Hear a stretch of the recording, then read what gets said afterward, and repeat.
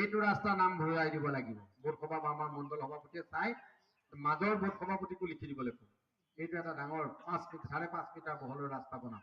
ইটো যেনেকৈ ককিলাৰ পৰা বনাইছো, এইটো কলেঙিৰ পৰা বনাই এই অঞ্চলৰ ৰাইজৰ আমি উপকাৰ সাধন কৰিম।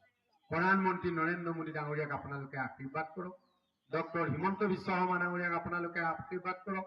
প্ৰমোদ বড়ো ডাঙৰীয়াক আপোনালোকে আশীৰ্বাদ কৰক, যাতে এই অঞ্চলবিলাকত আমি দ্ৰুত প্ৰগতি আনিব পাৰো।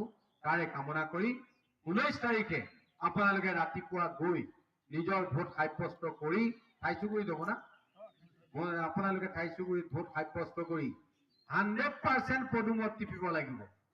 আপোনালোকে পদুমত বুটাম টিপিব, নৰেন্দ্ৰ মোদীয়ে দিল্লীত পাব, কোকৰাঝাৰত প্ৰমোদ বড়োৱে পাব, দিছপুৰত হিমন্ত বিশ্ব শৰ্মা ডাঙৰীয়াই আপোনালোকৰ ভোটটো পাব।